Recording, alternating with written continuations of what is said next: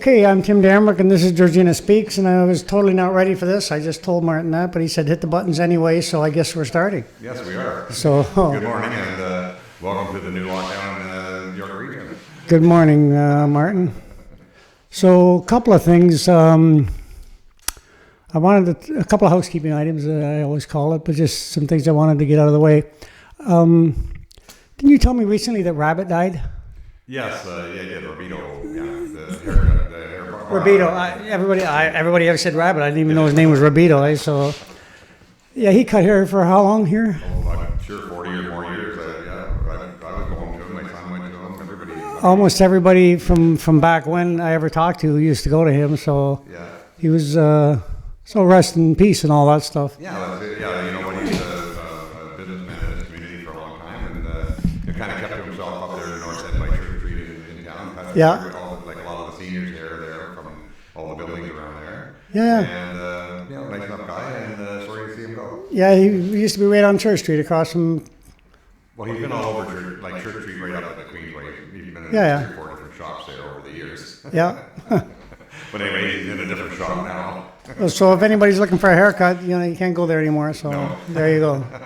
Be that. The other thing, I was digging up some old stuff regarding seniors, and I don't know if you remember, but in the when I was in Toronto in '93, and I was doing my recovery from my own issues and stuff, addiction and all that stuff, and I'd come to my attention that there was a need for a conversation for family members and friends of seniors that were enabling their addictions in homes and at home, and the logic was, well, they're this old now, you better just get them a bottle and let them, as opposed to recovery senior. And in those days, seniors didn't, people from that generation, they didn't talk about stuff, so they had no way of accessing any recovery. So anyway, what happened was I put a bunch of documentation regarding that, leading authorities in Canada, and I sold a bit of advertising, just enough to pay for a publication, and I had it circulated through, and I kind of tricked the Toronto Housing Authority into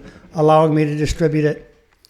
They thought it was a great idea, sent me the addresses of all the buildings, and I can't remember that they did actually tell me, make sure you send it to us first, but I just went around all the buildings and distributed it, and so that was like 19,000 people, whatever it was. So that was kind of cool. And then out of that came a thing I did called Heritage Videos. Yeah, I remember you doing those. Yeah, and so I had interviewed like a ton of people at the time. Then Dick Illingsworth was probably one of the more known ones around here. He's the ex-mayor of Aurora. Mm-hmm. Really well-known and beloved, actually. And so I interviewed him for his life story, and it was really neat. He was talking about being in bombers in the war. Remember, who used to talk about being in bombers? Remember Len Reitman? Yeah. Well, he was actually quite influencing your life when you were younger, was he not? Oh, yeah, I've known Len since I was 14 years old. Yeah. Len and Gail. Yeah, rest in peace again. But, I remember Len saying where he was on D-Day. They went the day he found out and that the war was over. He was in a bomber coming somewhere, either coming home or whatever. And so anyway, my point is that I had done that a fair bit. And then I got busy back into building houses because it wasn't equitable to do it. And so in the end, but I did want to say it was very worthwhile. I loved doing it at the time. And anybody who has a family member that they would like to have their life story, like a senior, somebody who's 80 years old in your family, 70, 65, whatever, I'd be more than happy to do a few of them for free. I just... Yeah. And this is a great platform, what we're on right now. It's not too difficult for people to do this while we're sitting Yeah, here. and using this same platform, yeah. And for anybody that would like to attend during that, I have a third iPad, so we could do a 3-way recording of, and I'll finish it, edit it, or get it all onto a memory stick and hand it over to the family member. And if you do it, you'll be shocked at how much a senior will talk about every detail of their life back then. Yeah. I remember, we lived down on so-and-so street and Jack next door and what we did during Hurricane Hazel. And I remember, where they were when John F. Kennedy, like all that stuff. It was a really interesting process. I loved doing it at the time. And so if anybody has a senior member, I'd be more than happy to do that. Well, my grandma used to say, the world's the best teacher. Boy, you can't get anything more about the world than from seniors. No, they've been through everything and they've done everything. And boy, you get there most, our parents and grandparents were born eating bread that was cooked on a wood stove, using a horse and buggy, or in a horse and cutter in the wintertime. I'm still driving one of them. Yeah, I was going to tell you, it's time to upgrade there, Martin. Might want to step it up a notch, eh? So, yeah, and the thing is that's the generation that we need to learn from. That's the information that will provide us with some kind of guidance about what way to go forward, because all the technology in the world, which I might add, they went from horse and buggy to what we're doing today. And they're the ones who will give us the information that we need to know how to move forward, and how we move forward will have nothing to do with the technology, but more and everything to do with how people deal with it. And those people know. They went through world. That's how you deal with it. Exactly. Your acceptance of whatever the situation is, and then what do I do from here? And that generation, they went through world wars, depression, like everything. And to our credit and to their legacy, even in this pandemic, I have to say, as Canadians, I'm pretty proud of how we have. Again, the seniors now are going through this again. Because nobody can see them and blah, blah, blah. Yeah. And no matter where they are, it's tough to do that. And you're going through it again. And I guess it might be almost used to it by now. But it's pretty hard on them, sure. So anyway, if you have a senior member in your family, just send me a text or message me on Facebook or get a hold of me. And so go from there. So that's that. So the other thing is, not the other thing, the thing that's at the forefront. These, as you know, I'm in the process of challenging the town on a number of ways that they're handling the waterfront property, the indirect waterfront properties, right from Church Street all the way up to. They always act like they're not doing quite so much, but when you see what they're published, you can see the land is theirs and they want it. That's what they're saying. We own this or whatever, and the catalyst behind it. And I'd have to say the mayor's driving this bus, and Andrew Biggert, the town lawyer, he's driving the plow that's clearing the road, right? And it's what they're doing is unethical. It's totally illogical. And based on the history of what's going on there, and now, I think you actually brought this to my attention, and it's your fault I'm having to do all this. Yeah, so I want to thank you for that, Martin. So I guess I sent an open letter to the council, and the thing about what we're doing today is I just wanted everybody in the town of Georgina to know what's going on here.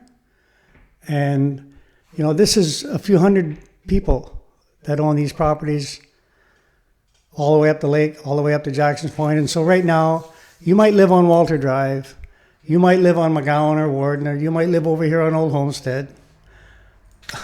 So you think that that's fine. And you might even believe, that something should be done along the lake. But make no mistake about it. This is the mayor. She wants those the mayor and council. Excuse me, I think it's the mayor, but it's council voted on it, so that's fine. And they want those waterfront properties now. She wants to say we own the lake, right? So make no mistake about it. If there's a walkway going by your house, a wetland over here, and they decide you want your property, it'll be you they're coming after next. Everybody needs to at least be aware of this. 100,000 or more that the town's spent on it so far. The history of the evolution of this whole thing, on a number of occasions with a number of legal opinions, have indicated what they're doing now is not possible, and somehow the current lawyer for the town has got council convinced, and he said categorically, I know that we own over 90% of these properties. So what I would like him, council, and the people of Georgina to know, I looked into it a bit, and there's at least 30% of those properties minimum, and I would say probably more, but I don't want to be like him and say, oh, we own the world. At least 30% of those properties have title issues. A number of people along them have actually had their titles absolute. They've had their titles put into land titles, and how that works. If you, part of that process is petitioning the town whether or not they have an ownership interest. And they've responded, no, we're not exercising. So back then, when we had normal people running the show, who were not trying to do what they're doing now, some vision or something. I got some vision for Georgina. I don't know what the hell. I don't know what happens to politicians when they get into those situations and they get thinking that they're going to affect that kind of change. They might even think that they're doing it for the good, but it drives me crazy. Yeah. When well, they we talk property rights and we go, we kind of discuss that every time. Yep. It's not good to mess with the argument. That's what we should know what we're doing. You know, Be a good start. Be accurate in your projections anyway. Now, they may be under a little pressure from the region to get some of these things done too, so we don't know all that. But it doesn't really matter. You're not sticking up for them, are you? Oh my God. Yeah. No, I appreciate, like, I appreciate input on any side. You know, I want the truth to come here, and I was up to it this morning, going back over some of the documents because I had to be really clear in my thing. And so, what I have done in the last week, I'd say, I've called a number of people that been active with this issue in positions of authority over the years, and I asked them, you know, am I losing my mind? Like, I mean, this kind of stuff. I love pursuit of justice in this in the legal arena because it's getting the light to shine on it. It's not that easy once you get there. I mean, getting to the point because they got all kinds of legal obstacles they can throw up, especially when they're wrong, which they are here. Yeah. So now, publicly they say we own it all and we're going to throw you off the property and tear down your boathouse in a council meeting. Yeah. And then you read the minutes of that meeting and none of that's in it, yeah. Which in itself I think is illegal, immoral if not illegal. Yeah. And then when they publicly they say, oh, no, quieting of title, this is what we're doing, blah, blah, blah. It's not. So they're saying one thing and doing another. They're saying whatever they need to do. She's driving the bus. He's driving the plow. And they're going to get to their destination. That's their opinion. And I need council and the waterfront property owners to know that the only way this is going to happen is at the end of a superior court process, probably. And if a judge says what they're doing is okay, and the reason I do that and is because in that council chambers, her and council run the show. They take nothing into consideration when it comes to people's concerns. They hear it at the obligatory public meeting for input, public input, right? Oh, that's nice. Next, you know, that's their idea of public input, allowing someone to say what they have to say at the podium. And they just do it because they have to, and then they got to get it. Nothing people say. And the reason I say that is because a lot of very knowledgeable people with years, decades of experience in this have spoken at that podium and not a single concern even addressed. Just they were allowed to finish speaking. They go, oh, okay, that's nice, you know, next. And then... Well, even we got to do an example of that wetland deal and, you know, I'm not really yelling on it, but, you know, I think everybody kind of got heard, but just basically ignored, and then finally it came to a head, and, you know, now it's not happening, that's, you know, and the residents, in a sense, won that battle, and so here we go again. Yeah, and I don't even want to bring up the Pefferlaw Dam, that, you know, what happened there. Yeah, it's kind of funny, because the mayor sat on the, actually on the board of the Conservation Authority and kind of acted like, well, I have no say in this, you know, we have to wait and see what they say. But anyway, I don't want to get down that road. No, I agree. When you say people are being hurt, well, you know, I'm sure more than 100 people got up and talked about that, and it didn't have any effect on them. You know, so. Yeah, people have made up their mind, and it's insane. What they're doing right now is insane in terms of the path that they're choosing. The desire to resolve all of the issues with the lakefront, that's real, on both sides. Yeah, yeah. And the 400 people that formed the Residents Association to help work with the town on it, and then they formed an ad hoc committee, and that was their biggest mistake. If I belonged to that ad hoc committee, I would resign right now. They tried very hard. The people on that committee tried very hard to work this all out, and the mayor just laughed and said, great, we'll take your offer here, and then come back like almost like they admitted that was the town owned it. Right.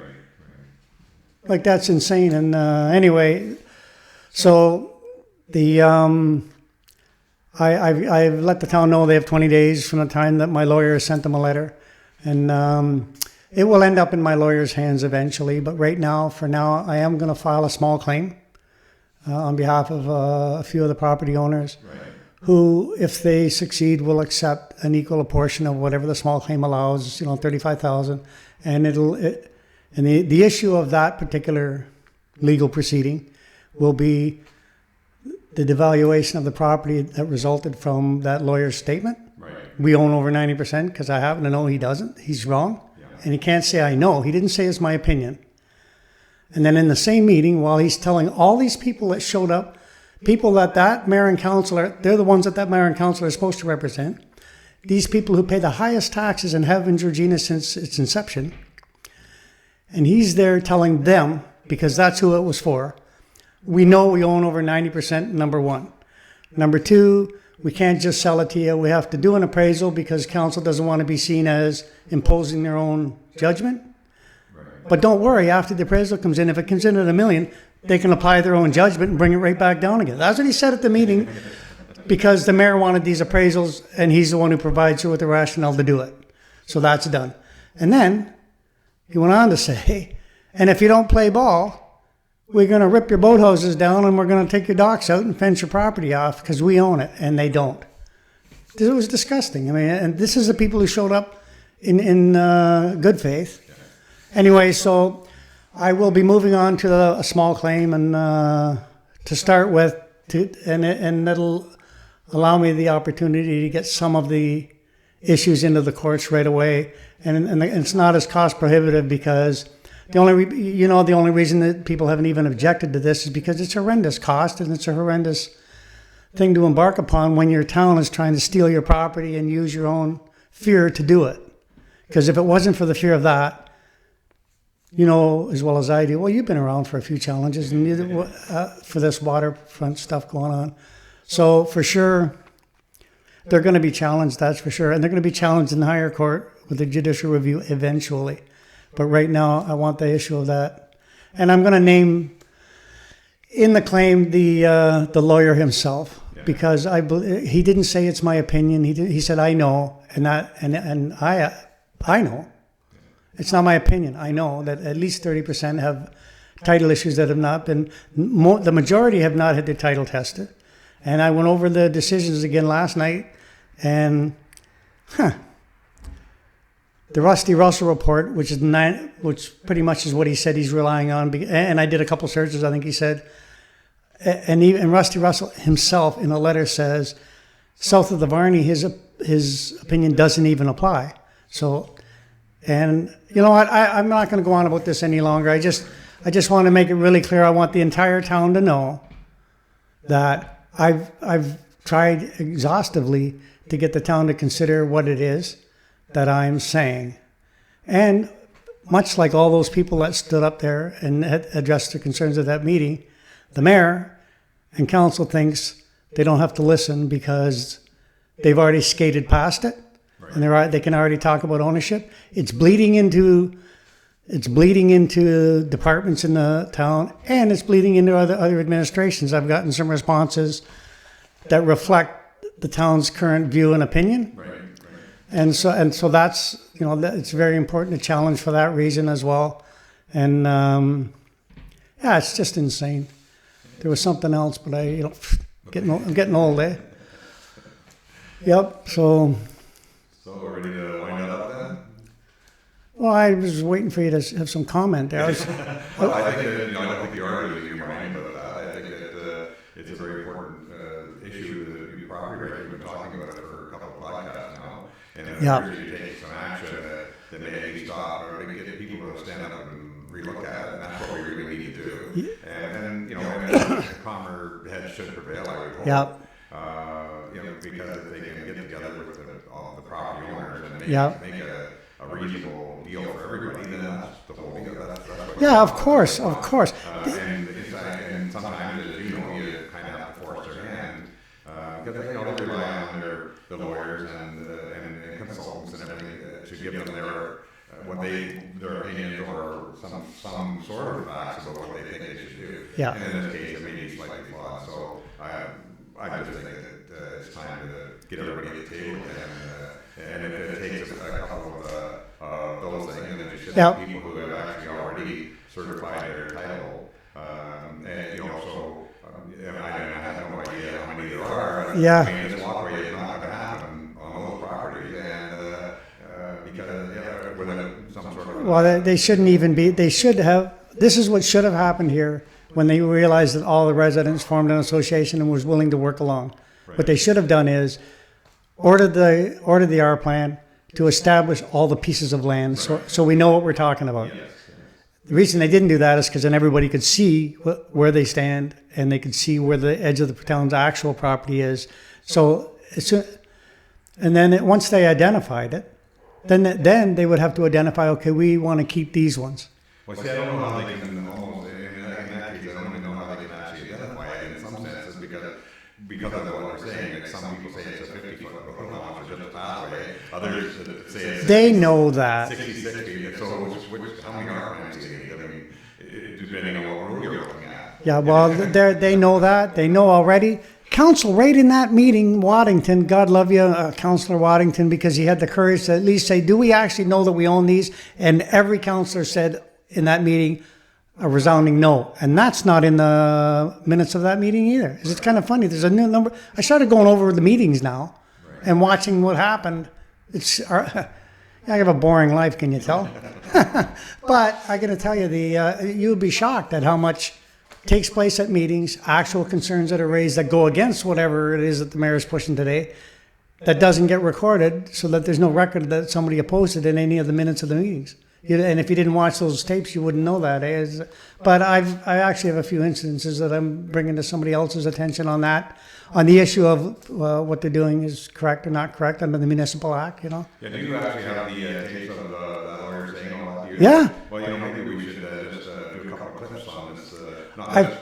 I've posted them all on on Facebook. Facebook, but I'm wondering if maybe at the interlude one of our next ones. Well, We'll just do a couple of clips. Yeah, we're gonna we're gonna return to this. I guarantee you, we're gonna return to this, and and I just want everybody in Georgina to know that whole lawsuit that almost killed me that I won before, that you had to listen to me phoning you every other day saying, Martin, am I losing my mind? Remember that? Yes, yeah, and I got to tell you, I'm grateful that you were there at the time to tell me.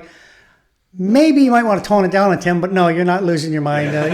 Maybe you might. Actually, your biggest concern in those days, God love you, was take care of yourself, Timmy. This will take care of itself. But make sure you stay grounded because it's not good for your health. There's a lot of money for it too to do that. And, Yep. I'm kind of concerned about both of those things, but anyway, everything passed, and now it's all this. Yeah, and we all know how that one ended. The reason and the only reason I bring that up is to be clear. So I remember, that's why I keep talking, because then I remember why I went into the other room. Yes.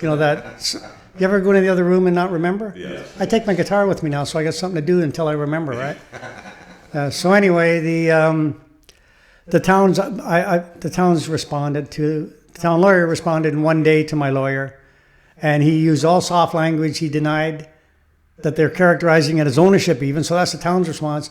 So then I sent 10 applications into the clerk, in which she gave to Dave Redding, the CAO.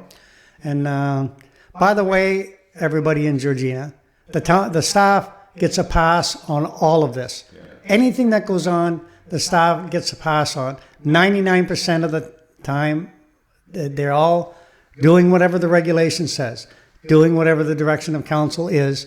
They have no choice in this. That's their job. And and here's the other point. When I go up to that building counter, Rod Larimer, the chief building official, is saying, there's the regulation, there's the building code, you have to follow it. Yes. And Harold's backing them up. And so I go to engineering, and Corey and the rest of them are saying, here's the regulation, you have to follow it. I go to Jeremy, and he says, no, this far from the lot line, this is what the regulation says. And I have to follow it. They all make me follow it, God love them. If the regulation changes, I get a break. If I can work it out, they make me follow the law. Of course. Council might want to do the same thing. Yeah. Follow the law, and they're not. They're just taking full advantage. So I intend to do the same thing to them. I mean, what the whole thing will be is the clarification of what's going on, but like what property owners can do and what they can't do. Well, they don't want that clarification because they would know that they haven't got a leg to stand on, and so that's really important that comes out. And I just wanted to stress that point about staff. It's very important. And a little shout out to the Economic Development Department, because I have been following them on Facebook, and when I tend to be skeptical of that kind of stuff and the glossy Yeah, I think you mentioned last podcast that the town had given us some money for Well, there's that they're administering that grant that the government gives for business who are having trouble. But the actual Economic Development Department and their Facebook page, they've given a lot of support to local businesses, to highlighting things that are opening. The farmers market, different farmers, different businesses, the pizza, different things. So they're doing a really good job, and I had to just acknowledge that, because I tend to talk light of those efforts, and they did a real good job ever since this whole pandemic started. That's the heartbeat of our community is all businesses. Yeah, well, me and people in positions of authority, I'm always a little skeptical, but they did a really good job this summer, so I just wanted to mention that. That's good to hear. So we're going to be back here probably really soon. I'll have some more information by the end of the week. I have a couple of people that have individual property problems, like that apply here, that I've sent them to see somebody. So I'll have some information back, and then as I'm not taking on, and I'm not supervising or anything to do with people's individual rights, as I'm getting involved with that in support of their efforts with their lawyer, then we can talk about that. I'd like this to become a very public issue, and I appreciate you working along with me on it. No problem. No, it should be out there, and I'm sure all the property owners, it's a good interview here for that. Yeah. And we have two of our applications, some of the things that we're saying. And, Yeah. they say, hey, we've got a forum that we discuss all this regionally. Yeah. And we're doing that. Yeah. And so it should be a good thing over the next, who knows, few months or so, hopefully not years. Yeah. You know what? If they rescinded what they did, and rejected the report that they passed to receive, if they threw the appraisals in the garbage because they're totally inapplicable, and if they just acknowledge that maybe they could have done this. I mean, we all have things that we have done that when we look back, I probably could have handled this better. Yeah. Well, that's all. I don't care. Right, wrong, blame. I don't give a damn about any of that. So we're the hindsight crew today. Yeah, 2020. We're driving 2020 here, and backseat driving all day long. And but this is a justice issue, and what they're doing is totally. I'll never forget sitting in Tim Hortons Donut like 4 months ago with the mayor. And I kept asking her, and I didn't keep asking her, I brought up this whole situation. Because I've been watching it for 3 years, and I can't figure out, why haven't these people, objected to this or got their lawyers involved? Like, what's going on there? And I had people review the original decision that they're relying on, the Rusty Russell decision. And I was told, that will not stand if it gets challenged, period. It's just the documentation says it won't stand. It's an opinion, and it's a starting point, clearly. And she said, yeah, but I know nobody's going to challenge it. Like, she knew everybody's afraid of spending $100,000, and that's the basis whereby nobody's celebrating the fact that somebody won't stick up for their rights, so you get to do what you want. That's disgusting. Yeah, and being happy about it. I don't even want to go there. Psychologically, I mean, that's pretty sad. Anyway, thanks so much for taking the time, Martin, and thanks for your support and all of this and the research that you've been doing for me. And not for me, for them. Yeah, of course. Yep. Thanks, Martin. And we'll sign off. Yep. See you guys later. Are you tell me to stop talking? Is that what you're saying? Thanks.